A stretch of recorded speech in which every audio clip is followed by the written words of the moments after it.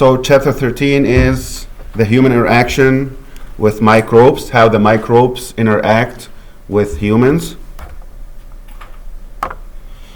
So this is an introduction as usual.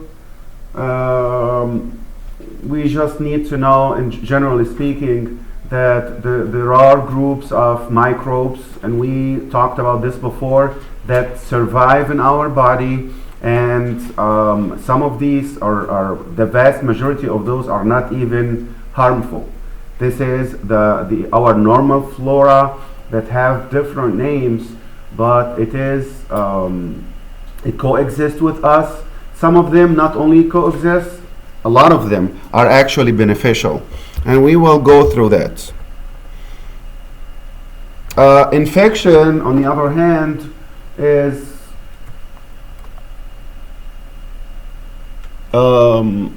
when we get a pathogen that enter our body and start to cause disease. We call that infection. So the portals and pathways of the pathogens, they can enter through different pathways, and it should be also able to exit.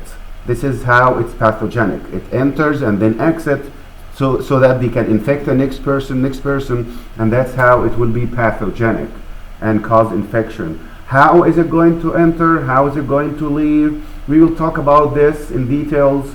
So we have the skin, we have the respiratory system, nose, mouth, and so on. Different pathways of entry and different pathways of exit.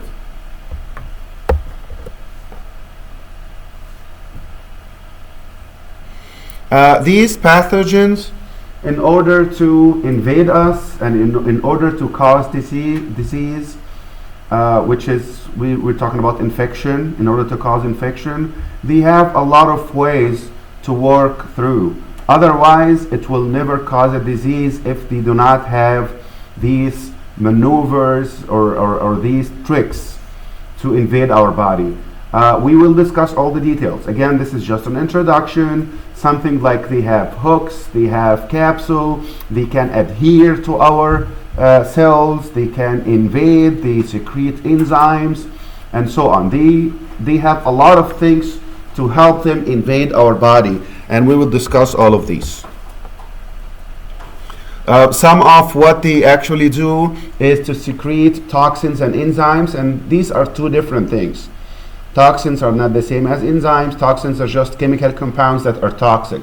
Enzymes are also chemical compounds, but this is more to work in a biochemical level. So enzymes like coagulase, for example, that's going to open the cell membrane to be able to invade, and so on.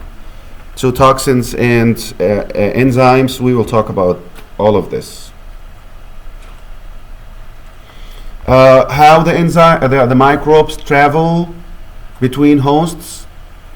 It's this person is infected somehow, and which is he got it through the portal of entry, and it goes inside his body. Whether it is going to cause disease with symptoms and signs or not, but it's there anyway, whether causing symptoms or not. In all cases, it will find a way to exit out. And when it exits out, it will go to another person. How? There are a lot of different ways. We will discuss it, but it can spread through a lot of things. It can spread through direct contact, touching somebody, kissing somebody. It can go through like airway or air. It will be airborne, like you're sneezing in a closed room or something. Food, drink, it can pass out through the stool, through the urine, a lot of things, and it will ultimately go to another person somehow.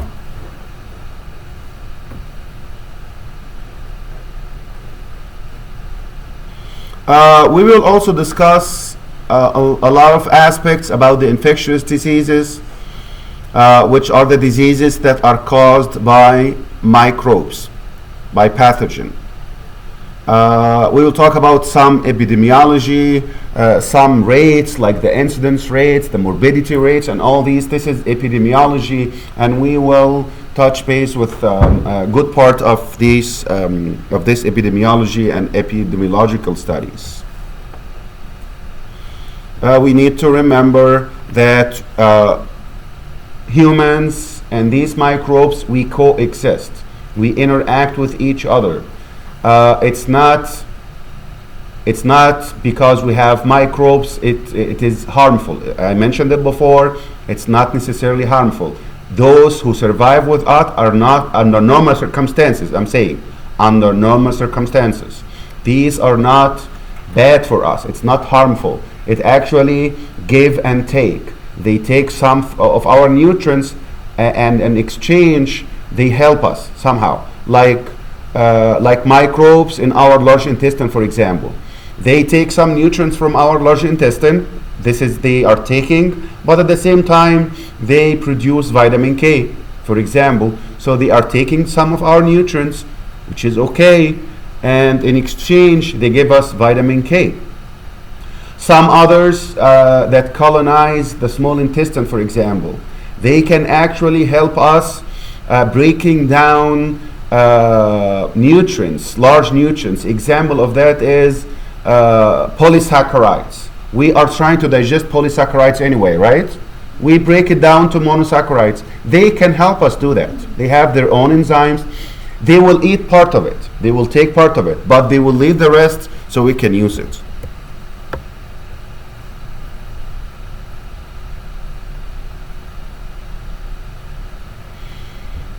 Generally speaking, we need to understand that these microbes, I'm not talking about those who cause disease, microbes that are not causing disease.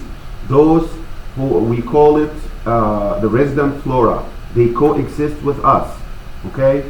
Generally speaking, before we're born, every single cell of our body is sterile. It's clean.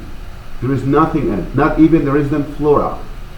The baby acquired during delivery and after delivery. This is the very first time that you start to get colonized. We start to get these microbes. So they grow in certain parts, but they do not grow in the other parts. And there are two things that we need to remember about these normal flora. We will discuss the details again, but generally speaking, as long as we have this normal flora, there are two things that are good. Number one, they produce certain things that are beneficial. And I give you already example like vitamin K. This is not the only one. This is just an obvious example. A lot of things. On the other hand, they compete with pathogenic organisms. So they are not causing disease, but they compete. So if there is a pathogen coming and if this pathogen is trying to consume a lot of nutrients and start to grow, these microbes are going to compete with it. So this is good for us in our benefit, right? They are competing with the pathogen, which is trying to cause a disease, competing with it. And at the same time, they are not harmful, but they are actually beneficial. So two things to remember. Number one, they produce certain things that are beneficial. Number two, they compete with the infectious pathogens or the infectious organisms.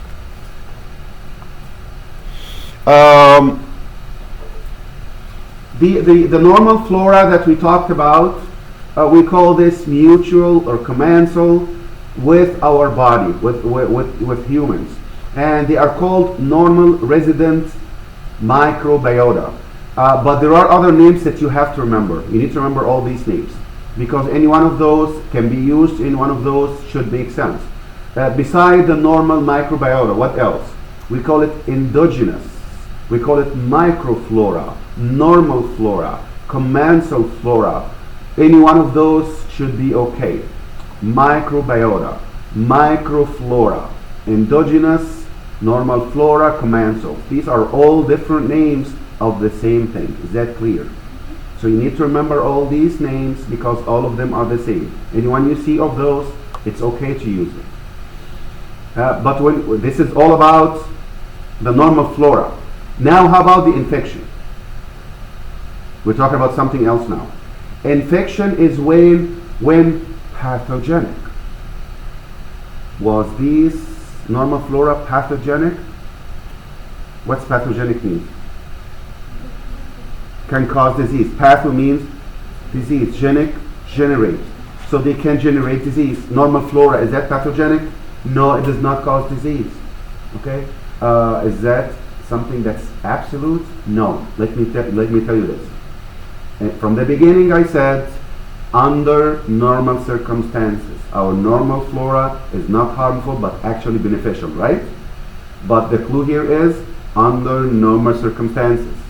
So under abnormal circumstances, can they cause disease? Yes, they can. They can become pathogenic. What are these conditions? We will discuss it. But most importantly, if your immunity is going down for some reason, if your immunity is suppressed, so you're too weak that even your normal flora, remember normal flora is not there to benefit us specifically. This is not true. But this is just the reality, that because you have good immune system, so they are benefiting from you and you're benefiting from them, and you can limit them, right? So, but if you cannot limit them, why don't they overgrow and they take more nutrient and start to invade you? Can that happen? Yes, it can happen. And we call this endogenous infection, if it's caused from our normal flora. So can they do that? Yes. Let me give you another example. Do you know that you have a good number of bacteria in your mouth beside your teeth all the time? Every single one of us, we have different types, streptococcus, specifically, that survive in our mouth, in our teeth. But does every single person get dental caries? Not necessarily. Most of us does, but not necessarily. So why I have these normal flora in my mouth, I get dental caries, and somebody else have the same ones, but you do not get dental caries? And this is exactly a good example. This is exactly what I'm saying, that under normal circumstances. What are the abnormal circumstances in this case? Why do we get dental caries? This is an abnormal circumstances. If you're not cleaning your mouth the way you should, not only cleaning, you should floss, because anything that's remaining, these normal flora will start to get more than they should. You lose your limits. They get a lot of nutrients. What you're actually doing is, if you do not, I'm not saying if you don't clean your mouth, you clean your mouth, but if you do not clean it perfectly enough, these pathogens, instead of being commensals, mutual, they start to take over. They will say, okay, yeah, I'm taking some nutrients and I'm not harming you, but now you're feeding me, literally. You're feeding me, you're giving me a lot of nutrients by not cleaning, right? So why don't take over and I start to invade you, right? So this is true about the normal flora, and this is something that you need to remember, that it is good under normal circumstances. If abnormal circumstances happen, two things specifically to remember: suppression of your immunity, or you're feeding them. You're feeding them. I'm saying you're feeding, but it's not literally. You're feeding them means you are giving them a lot of nutrients. Example of that is dental caries. This is one. How about diabetes? If the diabetes is not controlled, don't you have a lot and above normal amount of glucose? So you're overfeeding them, right? They will overgrow. And instead of just being there, they will actually start to invade you, right? So under normal circumstances, they do not invade. They are mutual, they give and take, but if you give abnormal circumstances, one of those two conditions specifically, they start to invade us, okay? And if that's the case, they cause infection and they become pathogenic, which is not the normal. What's a pathogen? The pathogen is a microbe that can actually cause disease. A microbe that's infectious and can cause disease. So can we call our normal flora pathogen? Not under normal circumstances. No, it's not pathogen. It's a normal flora. Under abnormal circumstances, they might become pathogenic. But the definition is pathogen, generating patho. It can cause disease. Okay? Infectious disease are infections that can cause disease. What do you mean cause disease?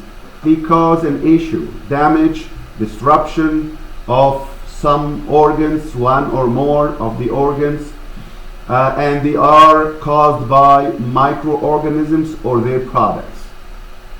Did you get this? So what's infectious disease? Disease happens because of an infection. Of what? Of microorganism. Pathogenic microorganism. Infectious disease, disease caused by pathogenic microorganism. Pathogenic microorganism. They can cause disease. What's the disease? The abnormalities that will happen, whatever it is. They cause damage, they cause disruption, whatever it is. Is it necessarily caused by the pathogenic microorganisms? No, not necessarily. The damage can happen because of their products. Example, what if they produce toxins? The toxin can cause disease. Is that the organism itself? No, it's product from the organism, isn't it? So whether we're talking about the organism itself or the products. So here is the scenario that will happen. You get in contact with the microbes somehow, okay? They should be able, and this is one of the tools, they should be able to adhere. If they cannot adhere, if they do not have the tools to adhere, they cannot cause disease. They can get in and out without doing anything. They have to adhere. This is one. When we adhere to our body surfaces, the next step is after they adhere, they are going to invade. This is one of the scenarios. Okay? Or they can colonize. So you get in contact with something, they colonize you in the beginning. And you call that whatever the names. You have a lot of names, right? Microbiota, microflora, normal flora, whatever you want to call it, endogenous flora, whatever you want to call it. Okay? So they start to colonize. Whether they are going to cause disease or not, we don't know. It can cause disease or not. If they invade, they will cause disease. What do you mean by invade? Crossing the lines of defense. Crossing the line of defense. Is that clear? I'll give you a good example for that. Here is a newborn baby. In utero, he is completely sterile, right? Absolutely zero, nothing. Okay? This is normal. I'm not saying about the abnormalities, I'm talking about normal. This is usually what happens. So during delivery, of course, the birth canal of the mom, including the cervix and the vagina and so on, this have pathogens, right? So some of them will enter to the baby somehow. They will definitely. No baby is sterile. During delivery, it will get into his body somehow. Through his nose, through his mouth, whatever it is. And they will go inside. And they will create the normal flora. And this is normal. But they can also, if it's too much, it will cause disease. How is it going to cause disease? So it's all about invading. This is the next step. Do they invade or not? If they invade, what do you mean by invading? They cross the lines of defense. What are the lines of defense? This is the next chapter, we'll talk about it. But basically you're talking about mechanical barriers. They can cross the skin, they can cross the mucous membrane, they can cross different things that we'll discuss in the next chapter. Okay? So if they invade, they cause infection. What do you mean by causing infection? They get into the tissue, they get into the cells, and they start to multiply, and they start to cause the disease. From that point, they cause infection already. Now we have two scenarios. They can either go to a carrier state. Carrier state means you do not know that you are infected. But if I get a sample from your body fluids, I will see it. So I ask you, do you feel sick? Do you feel something? No. Did you get the idea? So it gets in, adhere, colonize, invade, start to cause infection. Are you going to see symptoms and signs or not? I don't know. Maybe yes, maybe no. Did you get this? If they cross your line of defense and they start to cause, multiply and cause issues, but are you going to see signs and symptoms or not? I don't know. If that doesn't show up, I'll call that the carrier. Is that clear? We call that carrier. So the carrier is somebody who's carrying the disease, but he does not complain. But is he sick? Does he have the microbe? Did it invade his body? Is it multiplying? Yes, all of this is yes. But the only difference is it didn't show signs. Like, do you feel sick? No, I don't. But he's actually sick. Okay? Or, this is one of the scenarios, or the next scenario is maybe your body defense overcome. And if that's the case, you're going to repair what was damaged. On the other hand, if you cannot overcome, you cause more injury, more multiplication, and now you can have either morbidity or mortality. What's the morbidity and what's mortality? Morbidity is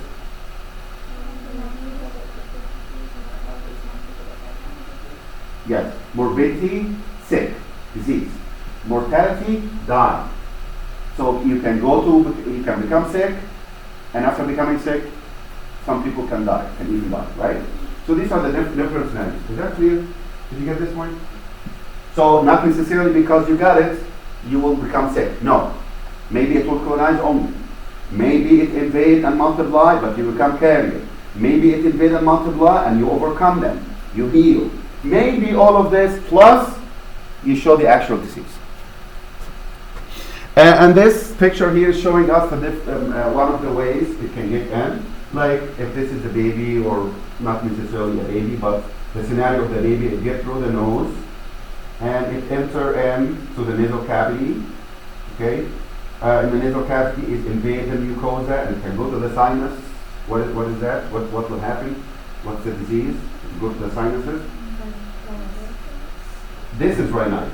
In the nose is rhinitis. Now it invaded in and go to the sinus. Sinusitis. And it can go more than that. It can go to the ear. Otitis. Or it can go even to the brain. Meningitis, encephalitis, right? So just by getting in through the nose, it might or might not, right? It might go to the nose and cause rhinitis and that's it, right? And this is normal. But it can go further, and this is one of the routes, or one of the routes that they do after invading our body. There are two terms to describe the interaction between these microbes that are the normal flora and our body. These normal flora or microbiota or whatever you want to call it, it can be transient, like they come and go, occupy for some time and then go, or they can become resident. Resident means they are there to stay. Okay? So some of them will be transient, some of them will be resident. Is that okay so far? So can we get some microbes and they do not become part of our normal flora? Yes, that will be transient. And others will stay. We call those the residents. What are the normal sites that or the normal spots in our body, normal locations of our body that we have these normal flora? And this is something that you have to know. Anything that's not one of those is not a place for normal flora. If you have it, that's not normal. So let me say it this way. These are the locations of the normal flora. Anything else, we call it sterile. Is that clear? Anything here is normal flora.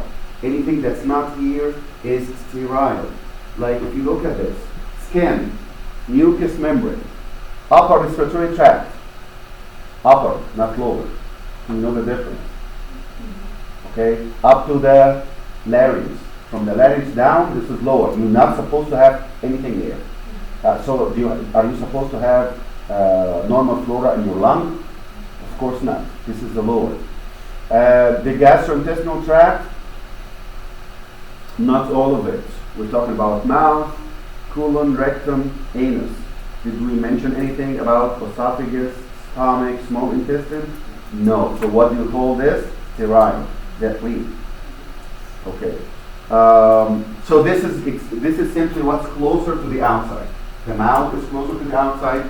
The anus is closer to the outside, and rectum and colon are after the anus. So these upper part and lower part. In between, sterile. The opening of the urethra, of course, this is exposed, right? So it will have normal flora. External genitalia, whether we're talking about the vulva, the vagina, the penis, and so on. This is a normal spot for the normal flora. External ear and the canal. So we're talking about up to what? External ear and canal. Up to what? Yes, up to the drum, up to the eardrum. Exceeding the eardrum, no. This is sterile. External eye, like this, outside. The eyelid, the lashes. Are you supposed to have it inside your eye? Of course not. So anything that I didn't mention here is sterile. How about the liver? Sterile. Spleen, sterile. Lung, heart, small intestine, stomach, all of this sterile. Okay, answer this question for me.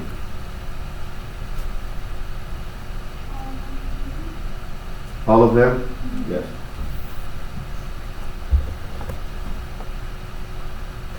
All of these names that I mentioned, and you need to know it. When exactly do we start creating the normal flora? I mentioned it. The fetus is sterile. The whole fetus is sterile until delivery, at the time of delivery. And after that, this is where we start to colonize. And I mentioned it in the beginning. Remember that slide? The microbes gets in, and then they are going to create the normal flora. They might cause disease or not, we don't know. But this is how they colonize in the first place. So what's the time? The very, very first time that we colonize or start creating the normal flora? During and after delivery. Okay? Before that, everything is sterile. Normally, the normal flora is stable. They fluctuate. Okay? Like this is your normal flora, like this. This is the level. And it can go up a little bit, it can go down a little bit. This is a normal fluctuation depending on a lot of things. Your age, they might get a little bit more. Your health, if you're healthy, they are normal. If you're not healthy, they increase a little bit, and so on. Hormones, a lot of things. Drug therapy, like if you're taking antibiotics, what do you think will happen to your normal flora? Is it going to stay the same, or is it going to drop? To drop. To the extent of they can actually cause sterilization. They can sterilize your body, and this is bad. Okay? And a good example for that is, and I mentioned it a couple of times before, if somebody is hospitalized and having severe infection, taking a big dose of IV antibiotics, 1 gram antibiotics 2, 3, 4 times a day for 2 weeks, that will cause complete sterilization, almost. And that's why automatically we give those patients vitamin K, at least, beside other things. So one of the things that the normal flora cause or benefit us, I mentioned 2 things, right? Remember? One of them is they produce good products for us, like vitamin K, and others, it's pantothenic acid and other things. This is one. And the other thing is microbial antagonism. They antagonize the harmful microbes. What do we call the harmful microbes? Pathogenic or infectious. Pathogenic or infectious. Is that clear? So they antagonize those, which is good. So what do you call if your normal flora somehow cause a disease. We call it endogenous infection. Endogenous infection. Endogenous means from your inside. Did you contact anything from outside? No. This is your normal flora. And that's what we call it endogenous. Is that clear? Endogenous infection. What's endogenous infection? Infection from inside, from your own normal flora. How does that happen? Two scenarios, and I mentioned it before. One of them is your immunity is suppressed, right? Or you have a condition that you give them a lot of nutrients. The other thing is if they go to a site that they are not supposed to be there. I'll give you an example of that.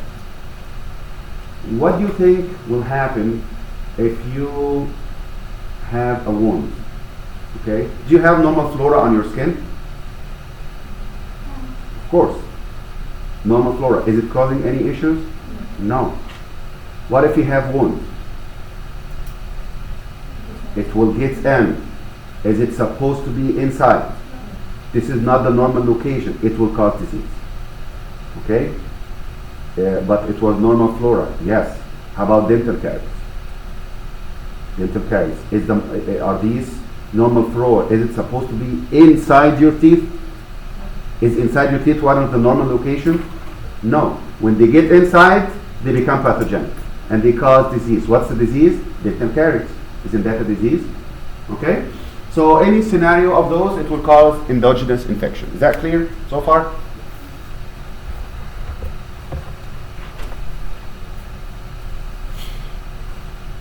These sites and then fluids, these are all sterile.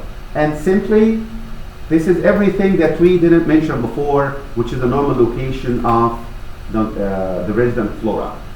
Heart, circulatory system, liver, bone, ovaries, glands, sinuses, any one of those. Is that a normal location? Look at this table. Is anything of those is a normal location that we talked about before? We covered it, and I told you have to remember it, right? Skin and mucous membrane, the nasal passageway, the upper only, right? The mouth, the colon, rectum, and anus, right? The end of the urethral opening, right? All of these are spots for normal flora. Did we mention muscles, or brain, or lung, or liver, right? No. Sinuses, is that a spot for normal flora? No, it is not part of the upper respiratory tract. It is not. You're not supposed to have there. If it gets an access, it will cause disease. So these spots are all sterile. Fluids, on the other hand, any fluids that we didn't mention will be sterile. Blood should be sterile. You're not supposed to have normal flora in your blood. In your urine, in the kidney, ureter, and bladder. But can we have normal flora in the urine? At the end of the urethra only. Did we mention that before? Is that a normal location? The end of the urethra? The opening of the urethra? Isn't that a normal location? Yes. Other than that, no. Saliva. Saliva, it should contain. Saliva, of course, it should contain, right? But we're talking about before it's entered the mouth. This is sterile. Semen. Semen is sterile? Yes, before it go to the urethra. Do you remember that in EMP? It starts in testes and go to the seminiferous, start from the seminiferous tubules, go to the epididymis, and it move from spot to spot to spot until it end up going to the prostatic urethra, right? Anything before entering the prostatic urethra, it is sterile. Is that clear so far? So every fluid in our body is sterile until it gets in touch with one of the spots of the normal flora. Okay? You can take a look at this. You don't have to memorize this. Just look at a normal location. Skin, are we supposed to have, is that a normal location for normal flora? For resident flora? Of course, the skin. These are examples, just take a look at it. Okay? Yeah. So what's the difference between the indigenous infections and the endogenous infections? Like, Endogenous microflora, uh, endogenous infection, we and discussed we mentioned endogenous twice now. Endogenous flora and endogenous infection. Is that what you're referring to, or something else? I got confused. The one with the I is just the name, and the one with the ENDO is the one that. Both of them are endogenous. No, both of them are endogenous. Endogenous flora, this is the normal flora in the normal spot. Endogenous infection is when they move to abnormal spots. They cause infection. I meant the one here, actually, indigenous. The one indigenous, and the other one was endogenous. What's the difference? Yes, this one is endogenous flora.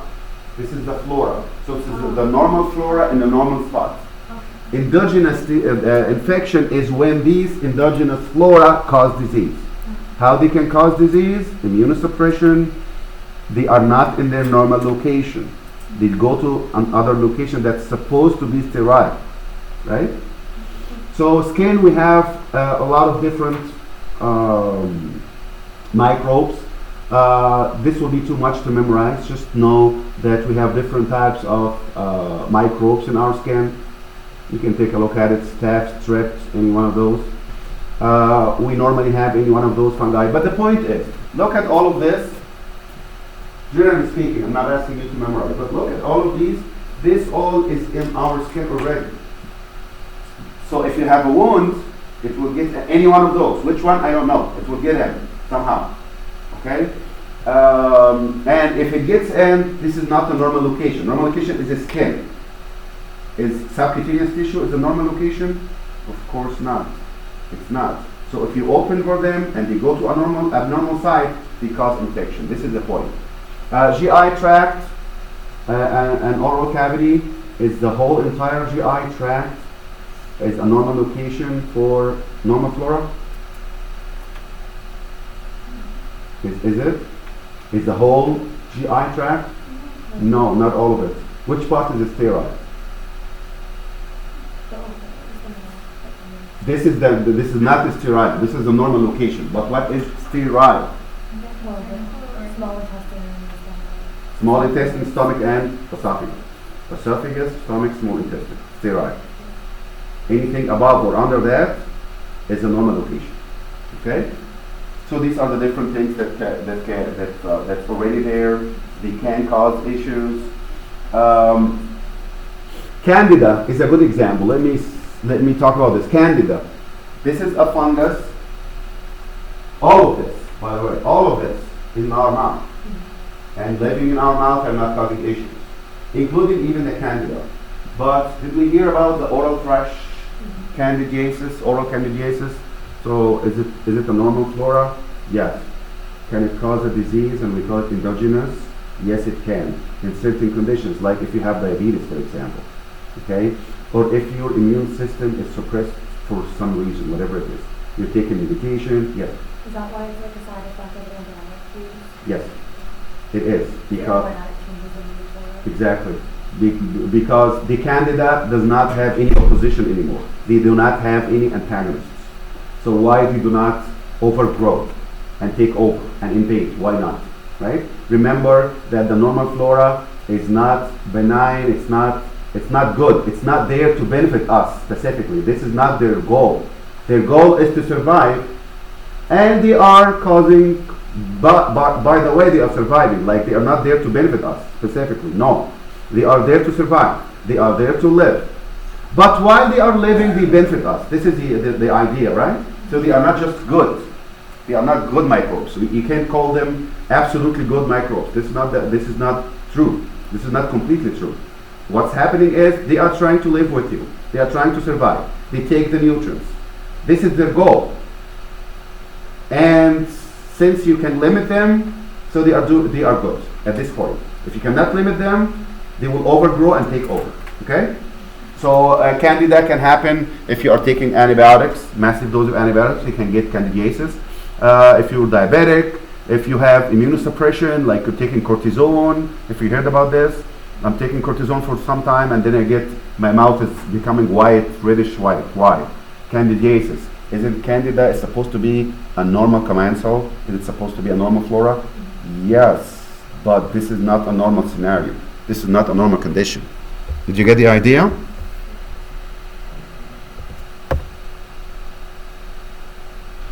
Large intestine, rectum, all of these pathogens. Again, I'm not asking you to memorize this. You can just take a look at it. Okay? Upper respiratory tract, digestive tract. So all of these are living with us. But just let me say something here about lactobacillus and Candida. Those two only. Okay? And E. coli. Lactobacillus, E. coli, Candida. Just those three. In the genital tract. Lactobacillus. Lactobacillus, the name is coming from lacto. And lacto is because they produce what? What do you think?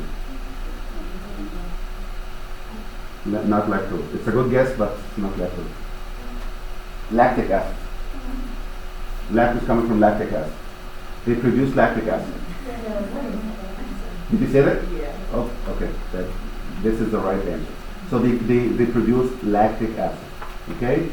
So lactic acid is, what's good about that? Why lactobacillus that's living in the genital tract, example, vagina, why is that good?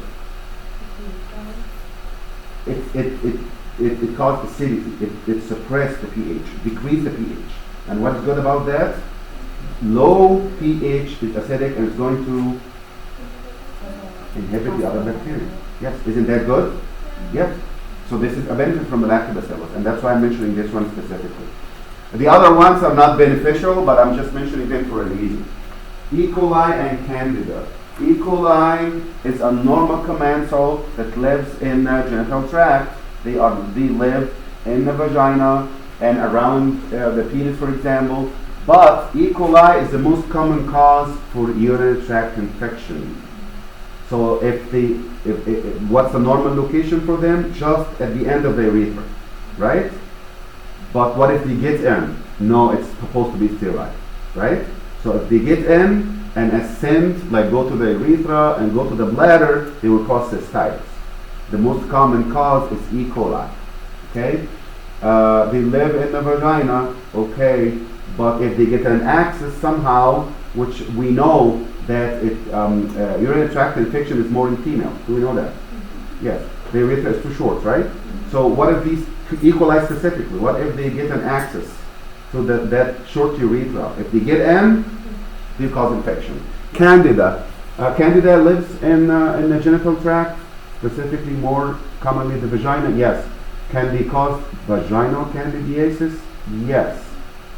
Same way as the mouth. Yes.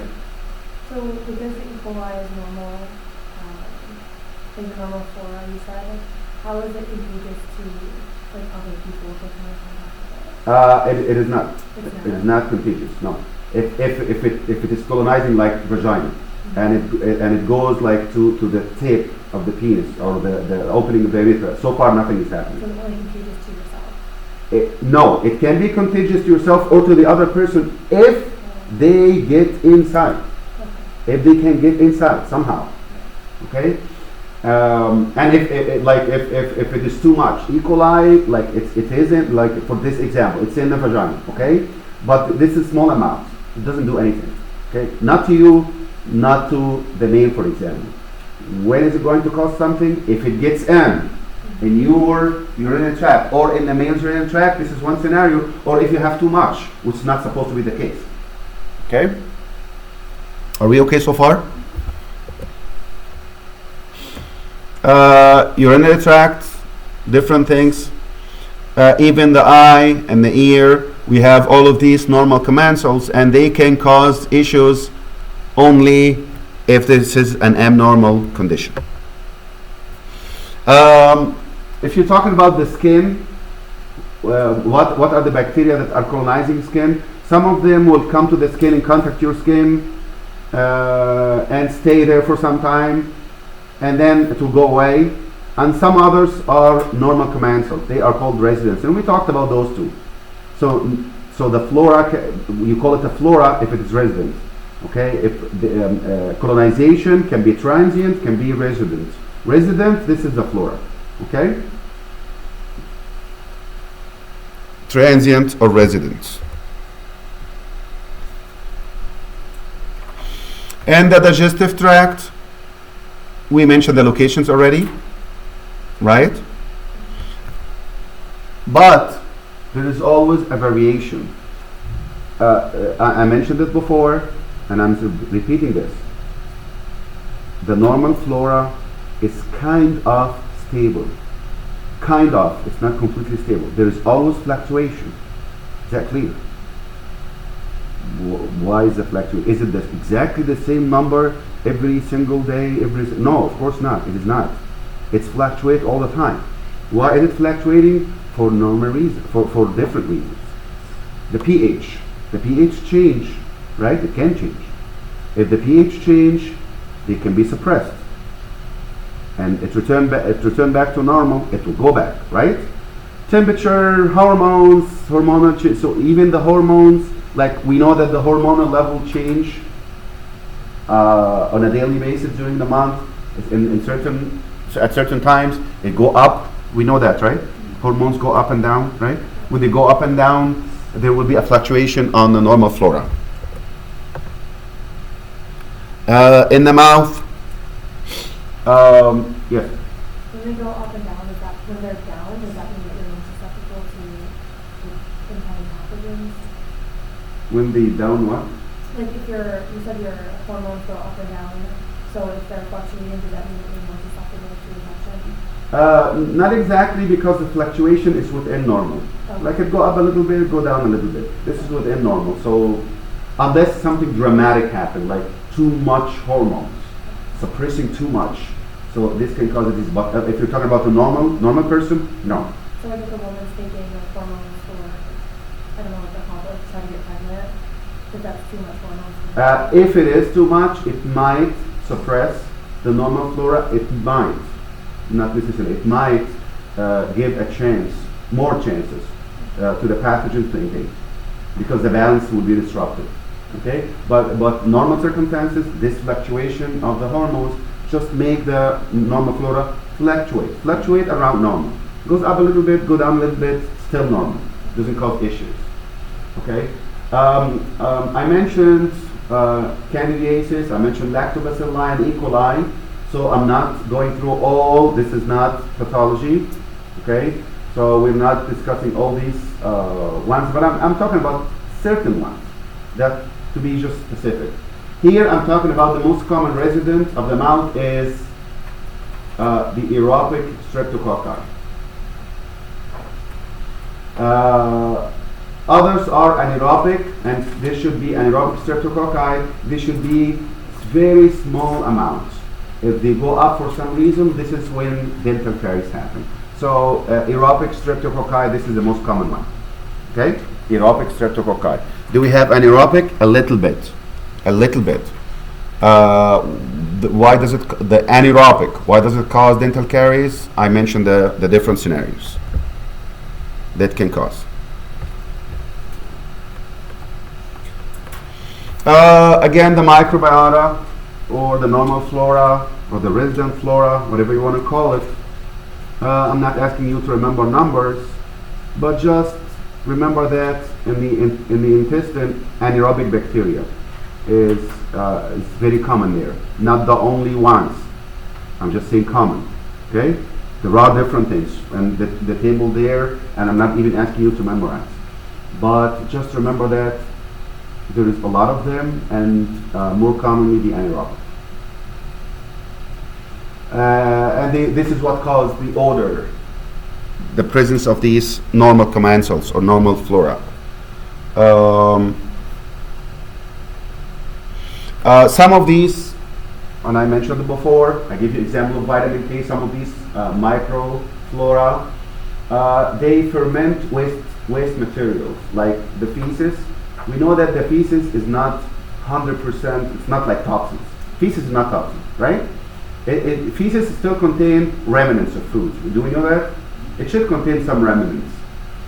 So these remnants, when the bacteria work on it, it's going to ferment it, and this will lead to production of different things that's useful. Vitamin K is the most common, but a little bit of vitamin B12, thiamine, riboflavin. So just remember that vitamins in general. Okay? You don't have to be very specific here. They can also convert disaccharides to monosaccharides. So these are the benefits of their presence in the large intestine. How about the respiratory tract? Streptococcus are the first to colonize. Okay? Just remember this. Oral streptococci are the first to colonize. Others can be there. Yes, it can be there. And I talked about the axis. It's normal to be in the mouth. Is it normal to be in the sinus? No. Is it normal to be in the trachea and the lung? No, it's not normal. If they go there, that will be infection. Genitourinary tract, I mentioned it before, where exactly the end of the urethra in males, and which is the tip of the penis basically, and in females it's the vagina and the outer opening of the urethra as well. Okay?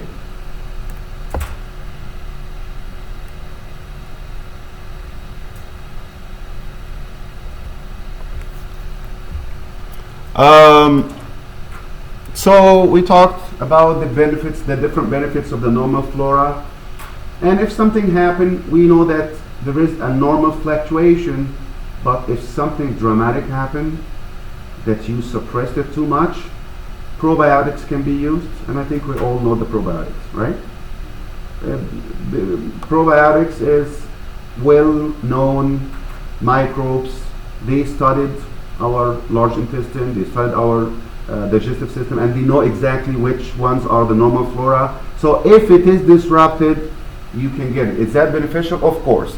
It's going to compete with the pathogens. Okay, can you answer this question for me? The lungs? Yes.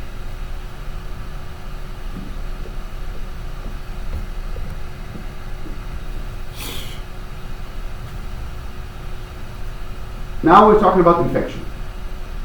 Infection is when pathogenic microbe, infectious microbe.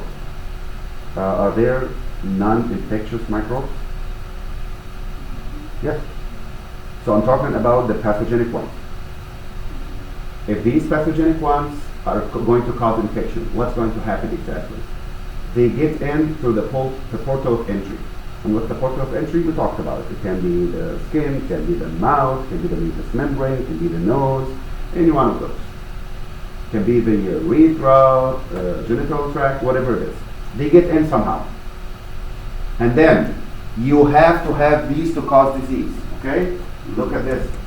You will have to do this. If you cannot do this, you are not infectious. So you have to be able to adhere. Otherwise, you cannot cause infection. You should be able to invade. Can you go and cause an adhesion happen and then you don't cause disease? Yes, if you cannot invade. How are you going to invade? Enzymes and different things. And then you should be able to multiply inside. And then you should infect the target, meaning you cause actual damage to the extent of you start to show the disease, which is the next, and you should be able to exit. Yes?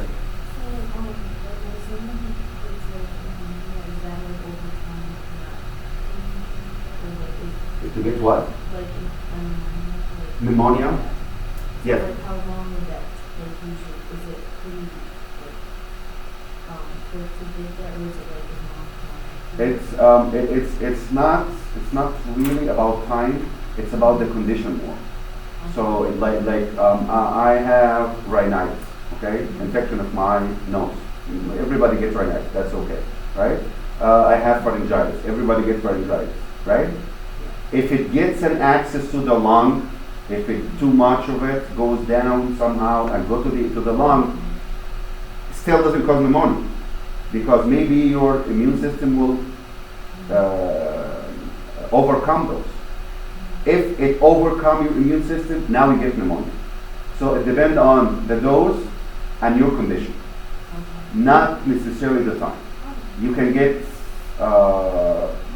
bronchitis and you don't get pneumonia, okay? But can it cause pneumonia? Yes. So it's not really, it takes a couple of days. You can get it in a week or so. This is not the main thing. The main thing is the patient's condition and the virulence of those organisms. And we will talk about the virulence. Do you remember the virulence? What's the virulence? Yes, their ability to cause disease. How much damage can they cause? If it is virulent organism, mean it can cause disease. If it is avirulent, it cannot cause disease. What determines that? Virulence factors. We will discuss it. If you have certain things, look at this. If you have certain things to help you cause this, you are virulent. Okay? So we will discuss it. But you should be able to do this. Remember this. Okay, this is important, remember. You should be able to have an entry, portal of entry. You enter it. You should be able to adhese. You have to have adhesion. If you don't, no infection. Now you adhese. You should be able to invade. You should be able to multiply. You should be able to cause infection of the target, whatever the target is. It can be the lung, it can be anything else. And then you cause disease. When you say disease, what do you mean? Disease means damage and clinical manifestation. Now you have to. And at the end, you have to have a portal of exit so you can infect somebody else. This is what we call it infectious disease. Otherwise, if it goes to you and it cannot exit, how is it infectious disease? How are we going to infect somebody else? Did you get this?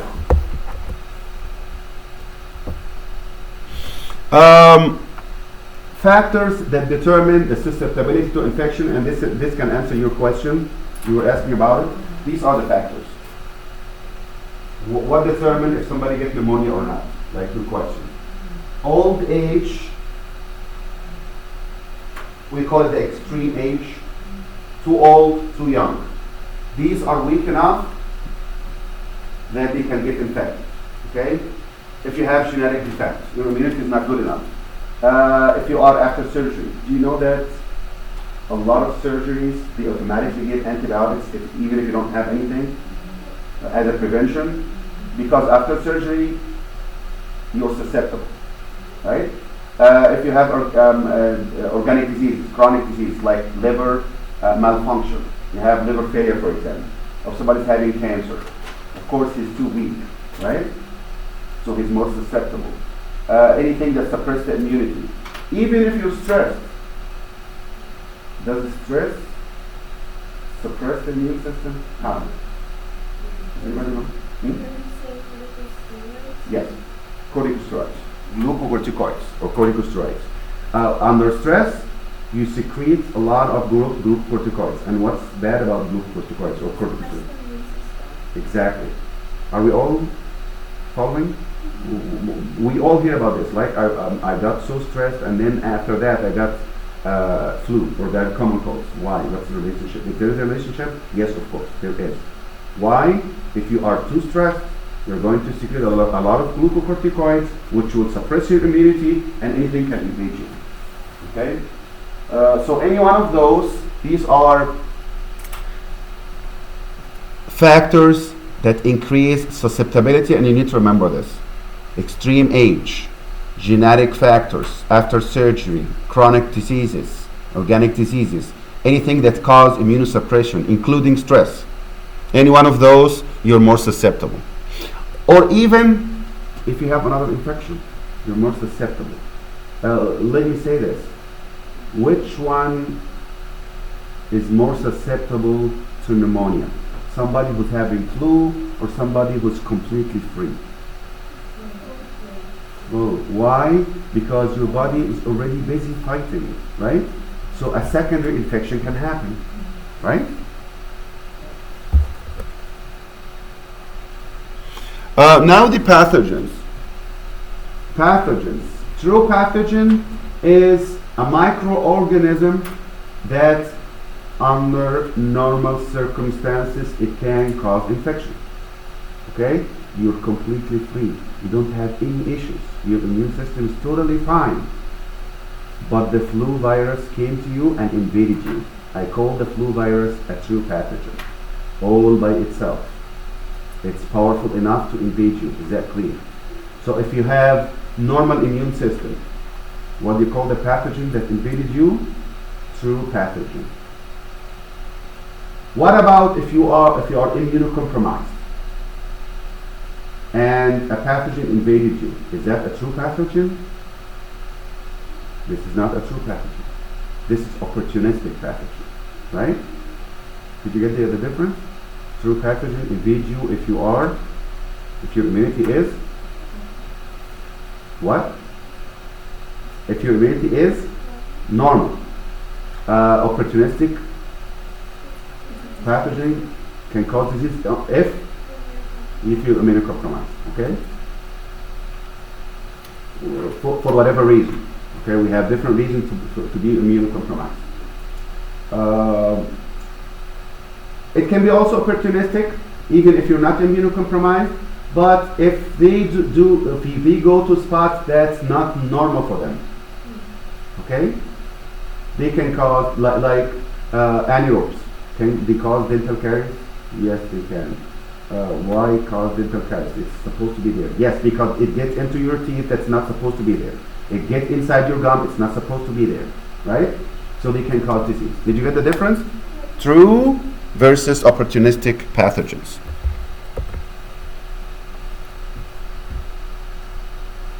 Now the virulence. What's the virulence? The virulence is the ability to cause disease. The ability of the pathogen to cause disease and the severity of that disease. The ability and the severity. Clear?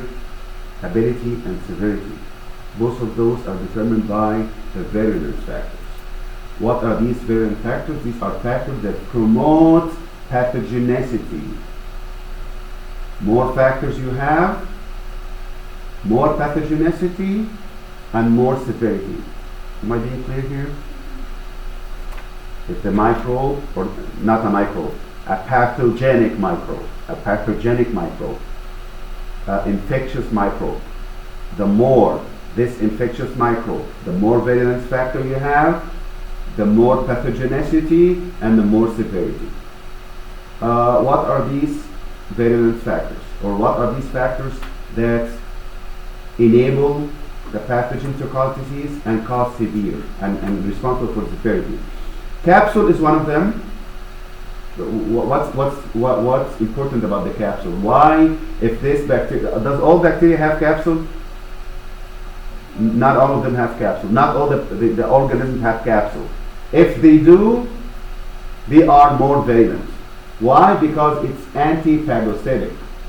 Like if you have a capsule, the phagocytes cannot eat you, right? So isn't that protective to them? Can they cause more disease? Of course. Exoenzymes, endotoxins and exotoxins. There are other factors, but these are the most common factors. Okay? If they have other things like flagella, they have the hooks, other things. But these are the most common ones. Capsule, exoenzymes. Remember, there is exoenzymes and exotoxins. Is there a difference between those two? Both of them start with exo. Are these the same thing or different? Different. Yes, different. Exo and what's exo mean? Outside. So you're secreting it. Can you secrete toxin and can you secrete enzyme? Yes, these are two different things. Toxin is not enzyme. Toxin is something that can cause disease, whatever it is. It doesn't have to be enzyme, right? Is the toxin enzyme? No. Toxin is any chemical compound that can cause destruction of our tissue. Enzyme is one of them that interact with the body cells, with the different components, and deal with it. So exoenzymes and exotoxins are not the same thing. Is that clear? Is that clear? Okay. Endotoxins, we will discuss the endotoxins. Endo means inside, are you secreting something? If this endotoxin, are you secreting it? What do you think? Exotoxins means, exo means outside. This is the outside toxin, meaning you're secreting it. Exoenzymes, exo means outside. So you're secreting enzymes. Endotoxins, you do not secrete it. It's toxin in the bacteria that doesn't go anywhere. It stays there. Is that clear? Here's the bacteria. I release toxin outside. I call that exotoxin. Here is the bacteria. I have toxin here, but I don't release it. I keep it for myself. Is it still a toxin? Yes, it can cause destruction. But did the bacteria release it? No, it didn't release it. So we call that endotoxin. Endotoxin is more in the gram-negative, and we'll discuss that. Pathogenicity, the ability to cause patho. What's patho? Disease. So the ability of the organism to cause disease. I keep on saying pathogenic microbes or organisms. Pathogenic or infectious or virulent. So do we have a virulent organism? A virulent microbes? Yes. If you don't have the virulent factors, you cannot invade, you cannot multiply. Do you remember that figure? Portal of entry, adhere, invade, cause disease, right? What if you don't have the factors that enable you to do that? Are you virulent? You're not. So if you have the virulent factor, I call you, are we following? If you have the virulent factors, enable you to cause disease from the entry to the exit, all of this. You have the virulent factor. I call you virulent organism. What if you don't have these virulent factors? Or you don't have enough to enable you to do all of this? You are a virulent. Can you cause a disease? No. But can you have a portal of entry? Yes. Still a virulent. Can you adhere? Yes. Still a virulent. Right? Can you even invade? Yes. Still a virulent. How? Because you invade and then you're killed. So you have to go all the way to the end. Portal of entry, we discussed this before. Can be anything. Can be the mouth, it can be the nose, it can be the eye, it can be the skin, it can be the ear, any opening basically, any opening. Or even the skin and mucous membrane. The skin and mucous membrane is not an opening. Yes, but can something cross it? Yes. Can something cross your mucous membrane? Yes. If it is virulent. So if something is invading you from outside, I call it the exogenous. If something invading you from inside, I call it the endogenous. Do you remember the endogenous infection? What's the endogenous infection? Infection by what? By the flora. Yes, infection by the flora. Yes, this is called endogenous, from your own flora, inside of your body. So the portal of entry, if it is from outside and it enters through any one of those entries that you can see there, through your mucous membranes, your skin, through your ear, eye, mouth, nose, urogenital tract, through the genitalia, through the urethra, any one of those. Otherwise, it's endogenous. So we have the skin is a portal of entry. How can the skin be a portal of entry? Isn't the skin protecting us? Yes, if the skin is open for some reason, right? Abrasion, a wound, puncture, anything. Gastrointestinal tract, can this be a portal of entry? Yes, if you're eating something that have the pathogen, if you're drinking something that have the pathogen. Respiratory tract, yes, you can get it. And which one of those is the most common? What do you think? Which one is the most common route of entry or portal of entry? Respiratory tract. Which one is we always see? What do you see all the time? Like, how many times did you see somebody having common colds or flu versus somebody having cystitis? Right? Or gastroenteritis. we see like the respiratory ones like 10, 15 times as much, right? Think about yourself. How many times did you get common colds? A lot, right? How many times did you get gastritis? Maybe never, maybe once, right? How many times did you get any genital, like cystitis or genital infection? How many times? Maybe nothing, right? Maybe once. You don't know, right? Once, never, I don't know. But how many times did you get respiratory tract? All the time, right? So which one is the most common? It's respiratory tract, which is nose or mouth.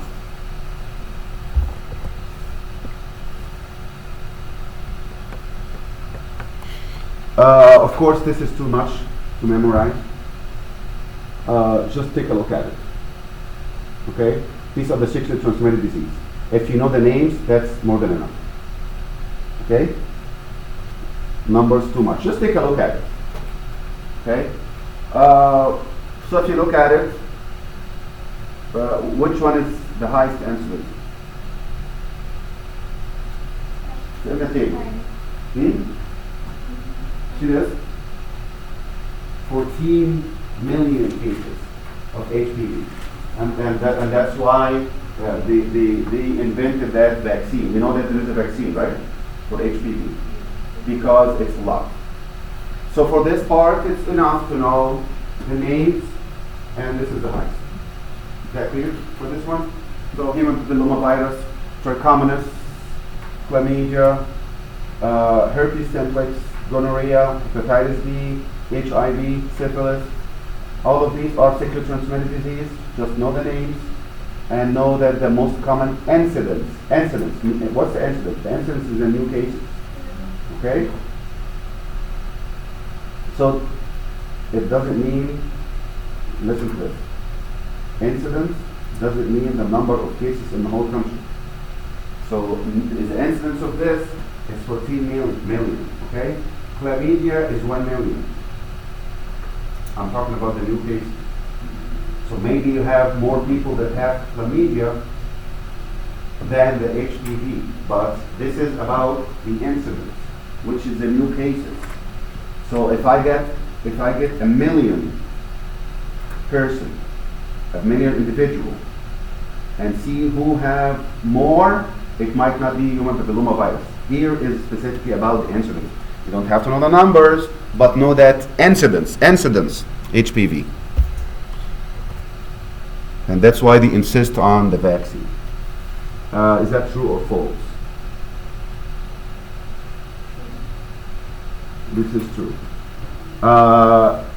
If the person is not immunocompromised, what do you call it then? True pathogen, yes.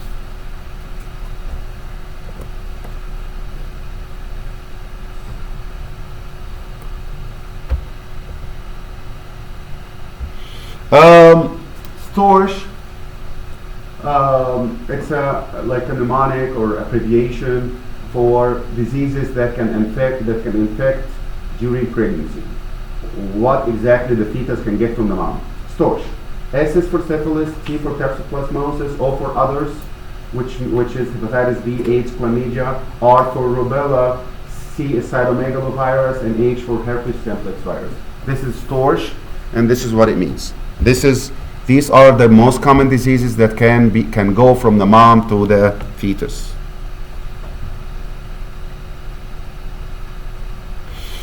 Now, if we're talking about infection, there is a minimum number of microbes that's needed to cause infection, and this is called the infectious dose. And this is important to remember. It's not very important to know what exactly is the ID for each organism. This is too much. But just understand, what does it mean? Good enough? What is the infectious dose? The minimum number of microbes that can cause infection. Okay? For measles, it's enough to have one. Okay? Like look at gonorrhea, for example. The minimum is 1,000 cells. What does it mean? I mean, if you receive 500 gonorrhea, nothing will happen. Did you get the idea? So it's good just to look at it, but you have to remember what infectious dose means. Remember when the organism is causing a disease, and we call that pathogenic, and we call the organism virulent, pathogenic, infectious. You have to have from the portal of entry to adhesion to invasion until the exit, right? What help the organisms to cause this adhesion? All of these. So these are parts, all of these are parts of the virulent factors. So if you have fibray, flagella, glycocalyx, cilia, suckers, hooks, barbs, all of these, if you look at these pictures, all of these, all what's doing is help you to adhere. The more you can have one or more of those. Bacteria or microbes can have one or more. Maybe you have glycocalyx and flagella only, that's it. Or maybe you have those plus fibray and cilia. Some of them will have suckers, some of them will have hooks. Any one of those will help them to adhere. If you adhere, this is your second step toward causing a disease. I talked about the exoenzymes and the exotoxins, right? Toxins in general are chemical compounds that are produced from bacteria that can cause tissue damage. Is that clear? Toxins are chemical compounds, come from bacteria. I'm not saying release. In the bacteria, from the bacteria, chemical compounds from the bacteria that can cause tissue damage. Is that clear? If that toxin is released, leave the bacteria itself, I call that exotoxin. If it doesn't leave, but it's still there on the bacterial wall, we call that endotoxins. Exoenzymes are enzymes that leave, but these are enzymes, not toxins. And this is a good example to remember. Coagulates. Coagulates. So what's a coagulate? This is an example of exoenzymes. This is an enzyme that the bacteria release. It goes to the cell membrane, coagulating the cell membrane, breaking it down. Are we clear so far? Is that clear? As usual, if you have any question, stop me anytime. Okay? Just tell me, no, I didn't get this. Repeat, explain. Does it make sense? Whatever you want. Okay? Another virulent factors, one of the virulent factors is that you are able to block phagocytic response. Can you tell me what exactly in the bacteria that can block phagocytic response? The capsule. The capsule. So if they have the capsule, they cause more infection. It's more virulent.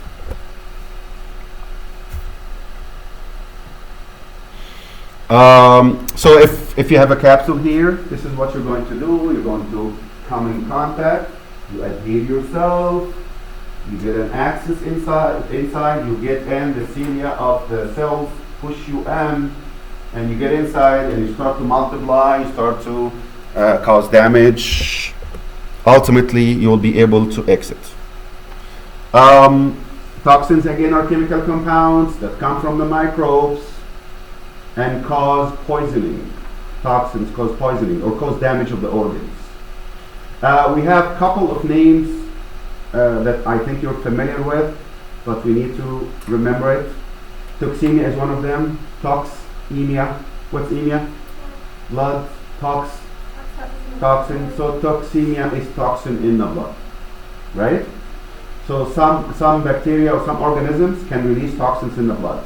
The most common ones are tetanus and diphtheria. Tetanus and diphtheria. They release toxins. And we call that toxemia. Again, we have endotoxins and we have exotoxins. Exotoxins are released out. Which one can release exotoxins? Any bacteria can release it. Any bacteria that can make toxins, they can release it. But if you release it, you call it the exotoxin. Whether it's positive or negative. Okay, is that clear? If you can make toxins and release them, this is called exotoxin. Right? On the other hand, look at this. Only gram negative. Only gram negative. Do you remember the gram negative? That we have extra outer membrane. Remember last week we talked about this? So you have that membrane, and you have the wall, and then you have extra membrane. If you have extramembrane, part of that extramembrane is a toxin. And it's not going to detach. It's not going to be secreted. So can I call it exotoxin? It's part of the membrane, the outer membrane. It doesn't leave. You cannot detach it. It's not released. You cannot call it exotoxin, right? So what should I call it? Endotoxin. Which one have the endotoxin? Negative or positive? Negative only. Why? Because only negative have outer membrane. And the endotoxin is part of the outer membrane. Can positive have endotoxins? Of course not. They do not have an outer membrane. Is that clear enough? But anything can secrete exotoxins. These are good examples to remember for the exotoxins. What's the example that I gave you for exoenzymes? Coagulase. Okay, what is the example for exotoxin? Hemolysin and A and B toxins. Okay, yes, you need to remember this. What's hemolysin? It is a toxin that breaks down what? Red blood cells, hemo, right? So yeah, it's a toxin, exotoxin. So yes, you need to remember the examples. Here is again endotoxin versus exotoxin. Exotoxin, as you see here, it's released, right? It leaves. But look at this. This is the endotoxin. It's part of the membrane. It doesn't leave. Okay? And this is going to cause damage, the one that's leaving, the exotoxin. The endotoxin, what can it do? It can cause other effects, including like fever, malaise, shock, aches. These are the effects of the endotoxin. So you need to remember the difference between those two. Number one, exotoxin is released out. Gram-negative or positive can release it. If you can do it and release it, that's okay. Positive or negative, it doesn't matter. You make it and release it. Is that okay so far? If you go to an organ, you're going to damage that organ. This is what you do. That's it. How about the endotoxin? Is it released? Is the endotoxin released out? Endo. No, it's not released. It's part of the outer membrane. It's part of the outer membrane. So what does it do then if it's not released? What does it do? It's still a toxin, isn't it? But it's part of the membrane. Does it leave? What can it do? It can cause other issues just by coming in contact with different cells, like fever, malaise, aches, shock. All of these are caused by endotoxins.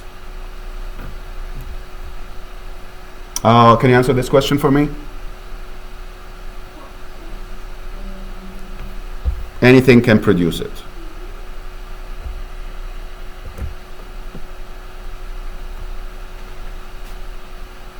This is extremely important. Extremely important. Those two slides. Am I being clear now? Very important. You have to memorize it. What is the incubation period? What's the prodromal period? What's the period of invasion? What's the convalescence? This is going by sequence, by the way. So when a pathogen goes through the body and go through the portal of entry, it will start with the incubation period. You go to prodromal, you go to the period of invasion, you go to convalescence, the last part. What's the incubation period? These are definitions that you have to memorize. Incubation period is the time from the initial contact until the symptoms appear. Okay? Like, you can say it like this. You go to school Friday, right? Saturday, nothing happened. Sunday, I started to feel bad. By the end of Sunday, I'm coughing and sneezing and all that stuff. So the incubation period is about 48 hours, right? Somebody's coughing in the classroom, you got it. Something happened, not yet. So that period of time is called incubation period. Prodromal stage is these vague, general, non-specific symptoms. Like I ask you what you have, you can't really describe it that much. You can say like, I don't feel good. This is basically what it is. Like what? What do you mean? Like I like fatigue. I don't have energy. Okay, I have some vague aches, some pain, a little bit of pain in my bone and my muscle, right? You see this, and then later you're going to have the actual, which is the period of invasion, and this is the peak of the infection. When this is where they not only they adhere and enter and invade, actually they multiply and occupy and cause the damage. And this is the maximum. This is the highest. This is the peak. And this is where the signs and symptoms appear. Okay, this is when you say I'm coughing, I'm sneezing, right? I have productive cough, whatever you have. And then when you respond to the infection and the symptoms decline, you say, yeah, I'm feeling better now. This is convalescence. Are you free? Zero convalescence? Are you free of the organism 100%? No. It declines. So you are more powerful, but it didn't go away. So this curve is showing us the same thing. Incubation period, nothing is happening. From the initial exposure until you start to show the problems start to show up, like including the prodromal. Prodromal vague, period of invasion, this is the height, the peak, the most, the symptoms will appear here. And then you go to convalescence. Takes a couple of days. But remember that convalescence, you're still infectious. You still have the organisms.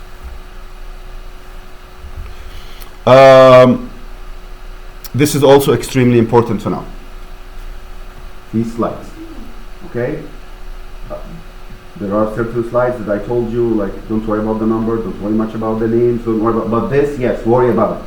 This is very important. Each and every one of those. Localized infection is infection in specific tissue and it's confined. It doesn't go anywhere. Like if I have infection right here, this is localized. It didn't go anywhere else. Systemic is when it gets an access to body fluids. Which body fluid? Any body fluid. But most commonly it's the blood. If you have an access to the blood somehow, now it becomes systemic. So it will go to different organs. Focal is when it is local but start to go to nearby tissues. We call that focal. Is that clear? Mixed infection is when you have several microbes happening at the same time. We call it polymicrobial or mixed infection. You have several microbes coming at the same time. It's not one. It's not only flu. You're having flu and measles at the same time. You have flu and bacterial infection at the same time. We call that mixed infection.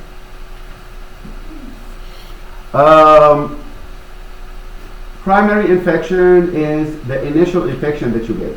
Secondary infection is a subsequent infection by different microbes. So if I have flu right now, and somebody is having flu and he's coughing or sneezing in the room, and I got more flu, do you call that secondary infection? No. The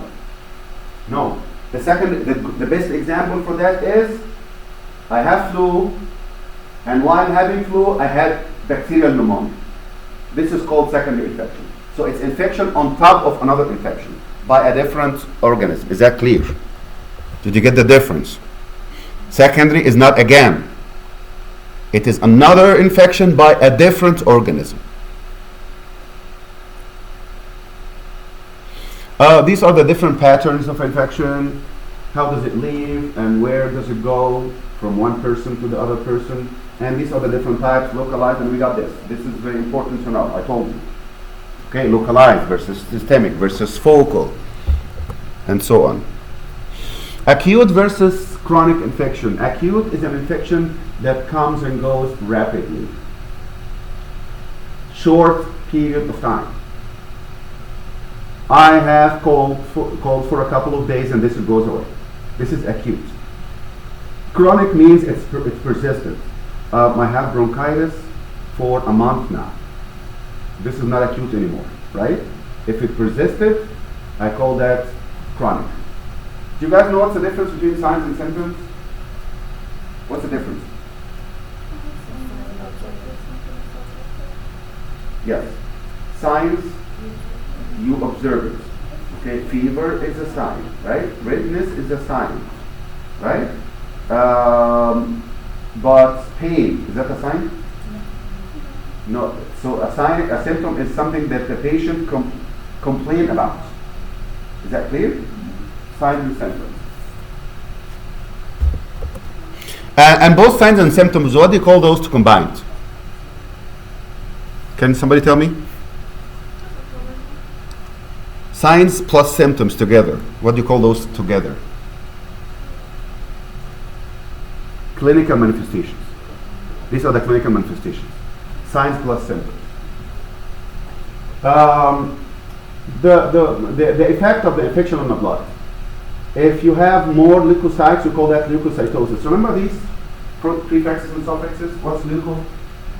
White, and what's cytosis? Increased numbers of cells. Cytosis, translation, increased number of cells. So this is increased number of cells. Which cells? White. Penia means the opposite of cytosis. So leukopenia, low number of white blood cells. Septicemia. Septi means organisms. Septicemia is the presence of organisms in general. Are we following? Septicemia is presence of organisms. Which organisms? Just organisms. Okay? Is it bacteria? Is it virus? Whatever it is. Any organism. Any organism. I call that septicemia. The presence of that organism in large numbers. We call that septicemia. And we call, because it's present in enough numbers, we call that the blood is poisoned. Okay? Bacteremia is the presence of bacteria, viremia is the presence of virus. Bacteremia is even a small number of bacteria, not necessarily multiplying. It's just the bacteria in the blood. Can you give me the answer for this one?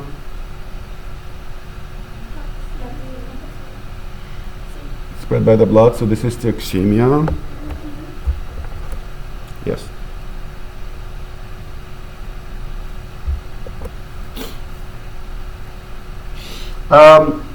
Some infections are, we call it asymptomatic, means you are infected,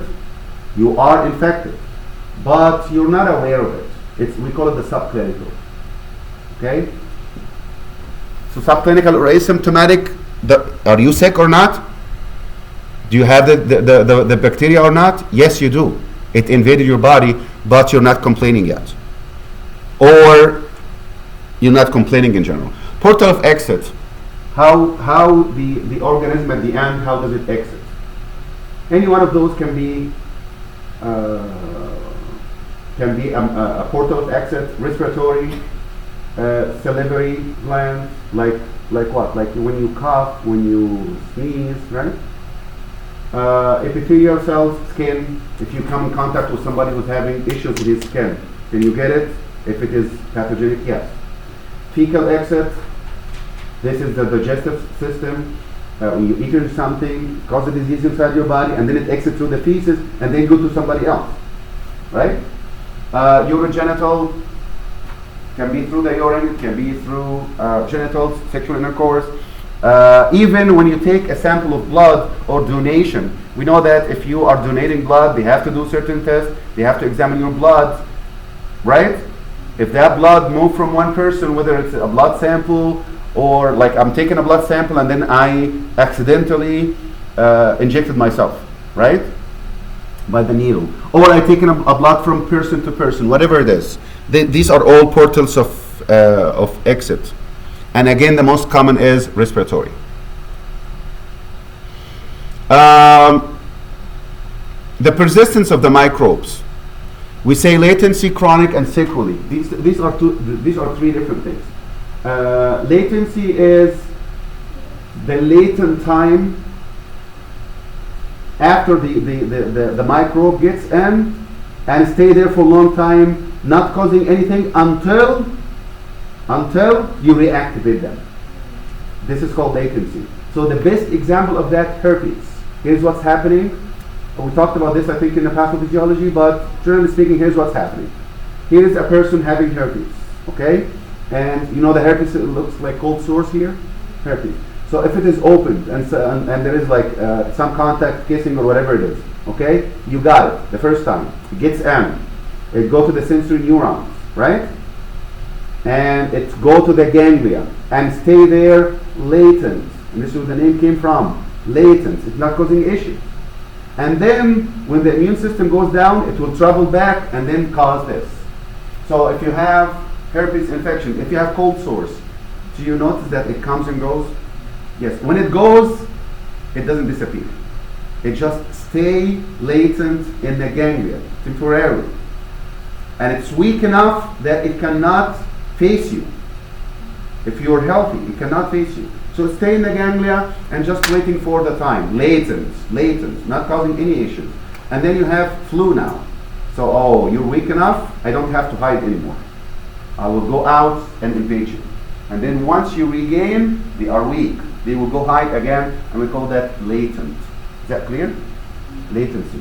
Chronic carrier is a person who's having this little infection, latent infection, and it can shed it out. Like, maybe you don't know that you have herpes, but you have it and stay with you, and you are considered a carrier, a chronic carrier. Sequelae are the permanent damage that can have over long period of time. Now a little bit of epidemiology. Epidemiology, generally speaking, definition that you have to know is the study of the frequency and distribution of the disease and the factors, the health factors related to that in the human population. Okay, they count the numbers. Microbiologists help in that, but any immunologists, medicine, psychology, all of these, they help somehow in the epidemiology. Reservoir is the primary habitat of the pathogen in the natural world. Okay, we can be a reservoir. We are a reservoir for certain organisms.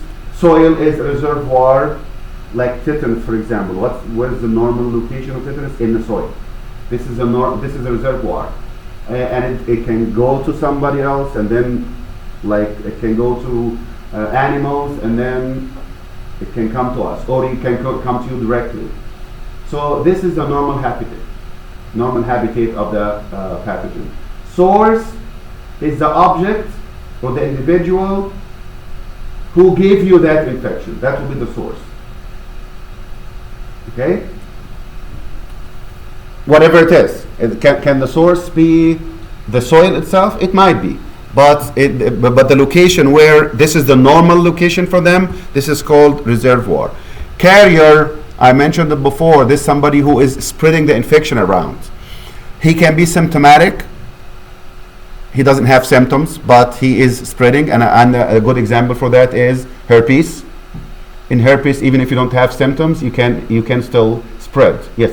So like when you have like herpes, like you said, it comes in waves, like, so can it spread to like other parts of the body? No, except if you are severely immunocompromised.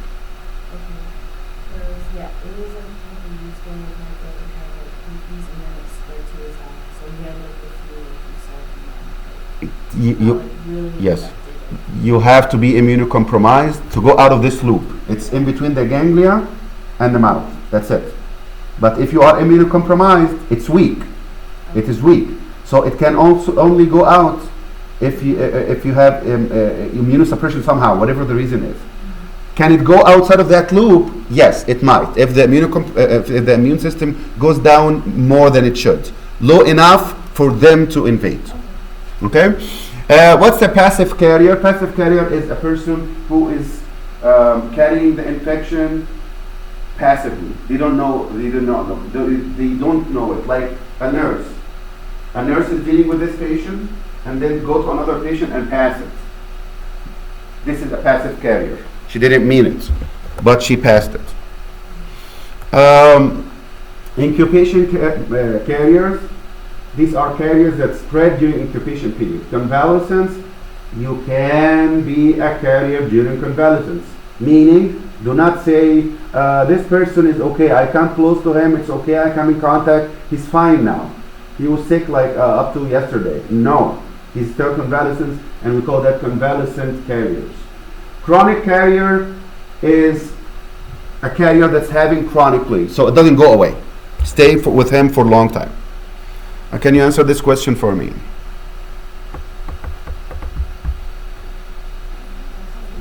Passive. Yes. She didn't mean it. She's passive. Of course, she should be more careful, but she's considered passive here.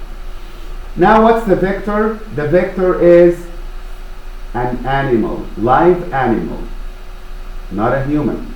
Any animal is a vector. The vast majority are arthropods. Arthropods like mosquitoes and ticks and flies and so on. Or it can be, this is the majority, but it can be anything else. It can be mammals, birds, anything else. Biological vectors, these are the vectors, it's a vector anyway, but we call it biological if it is part of the life cycle, right? You know what it means? It means the microbe gets into that animal and develop to something else, develop to another part of his life cycle, right? Like this animal contacted eggs, and inside his body the eggs become larvae later. So did the life cycle change now? It's moving on in his body. I call that biological vector. Mechanical, on the other hand, it is any vector that is not part of the life cycle. Not necessarily part of the life cycle. We call that mechanical, means just a carrier. Zoonosis, zoo means animal. Zoonosis means diseases of the animals that can be transmitted to us.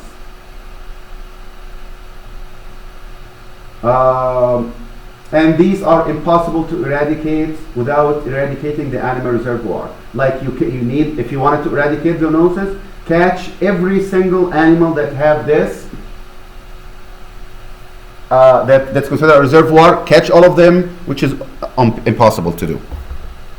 Almost impossible. How can you catch all of these? These are some examples. You can just take a look at it. Okay, like rabies, for example. Do we know rabies? We always say rabies from dogs, right? Not necessarily. Not necessarily. It can come from any animal. These are all examples. Influenza, can it come from animals? Can we get the influenza from animals? Yes, like swine flu, right?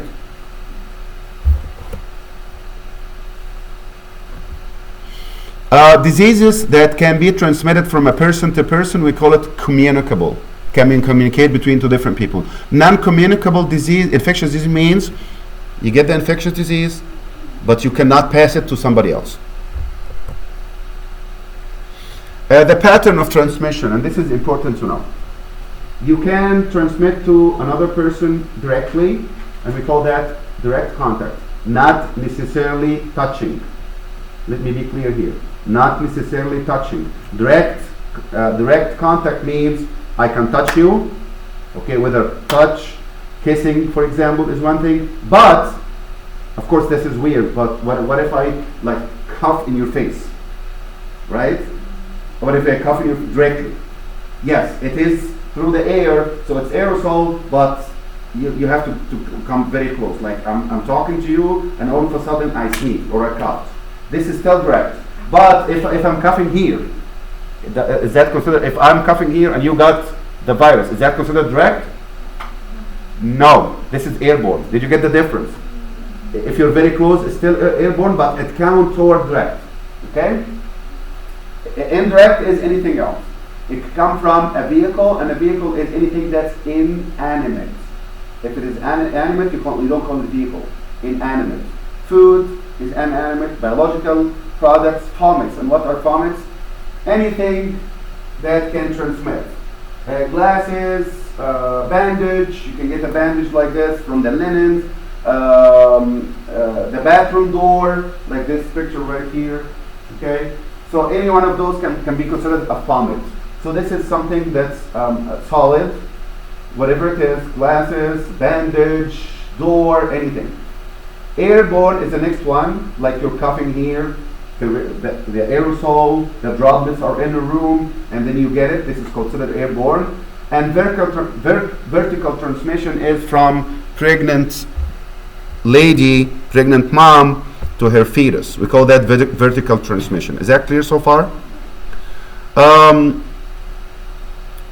Surveillance for epidemiology is to collect and analyze and report data regarding different things, mortality, morbidity, occurrence, and so on. We will talk about those. And there are certain diseases that are, or certain infections, are called reportable. So this is not considered a violation of the privacy of the patients. It is not. So doctors are required in certain conditions to report. Other than that, it's a violation of the privacy of the patients. But there are certain diseases that you have to report. This is extremely important to know, this slide. What's prevalence, incidence, mortality, and morbidity? Prevalence is the total number. Do you remember when I gave you example about incidence versus prevalence? Incidence of human papillomavirus. Do you remember that table? This was the highest. But I'm talking about the new cases. Is that clear? This is incidence. Incidence is new cases. Am I being clear here? Incidence is new cases. So what is the highest incidence? It's HPV. But what's the highest prevalence? Not necessarily. Not necessarily. It can be chlamydia, for example. Okay? So prevalence is the total number. I'm not talking about new cases. The total number. Okay? Mortality rate, number of people. What's mortal mean? Death. So mortality rate is the number of death from certain disease. So can you tell me what's the mortality rate for AIDS, for example? The mortality rate is, here is 1,000 patients, 100 of them died. So the mortality rate is 10%. Clear? Versus morbidity is the number of people affected by a certain disease. Morbid means sick. Endemic, sporadic, and epidemic. Do you remember those? Endemic is higher than normal infections. If we say this, histoplasmosis, for example, you don't have to remember, they're just giving you examples. Histoplasmosis is endemic in Arizona. What does it mean? In Arizona, compared to other states, they have higher than normal rates of histoplasmosis. This is the highest. So endemic means occurrence is higher than normal in certain geographical areas. Sporadic case means occasional cases. One here and one there, we call that sporadic. Epidemic means the prevalence in the whole country is beyond what's expected or beyond normal. Like sometimes we hear about there are epidemics of swine flu. There are epidemics of meningitis. Do we hear about this? Like it used to be 1 per 100,000, now it's 1 per 1,000. Oh, this is epidemic. Epidemic doesn't have to be like half of the population to call it epidemic, right? If it goes above the normal percentage, we call that epidemic. But the clue here is in the same country, in that country. If it exceeded that and go globally, I call that pandemic. Pandemic is epidemic, but in the globe. Nosocomial infection is any infection that comes from hospital or any healthcare facility. Is that clear? You call it nosocomial infection. Okay? It can come from surgical procedure in the hospital, equipment in the hospital, personnel. And the factors that contribute to these are you susceptible, person susceptible? What's happening in the hospital environment? Is this environment not clean, for example? What kind of other patients do you have? What is your normal flora? And so on. These are the number of cases nosocomial, 2 to 4 million. And there are precautions that we call them the universal or standard precautions that should be taken in any hospital or healthcare facility. You have to follow this. And here is your clue. Assume anything from the patient is infectious until proven otherwise. You do not say, I'm not sure yet. No, you have to assume.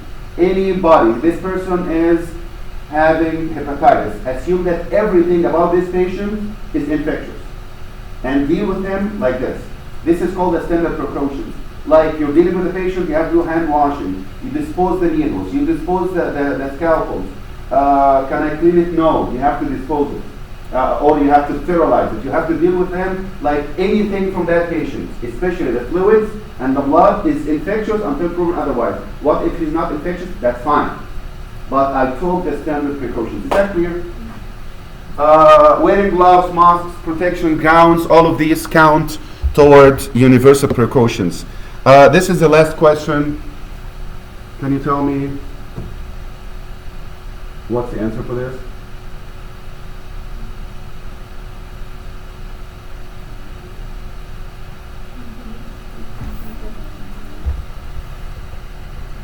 Endemic. Okay? That's it. So that's it for this chapter.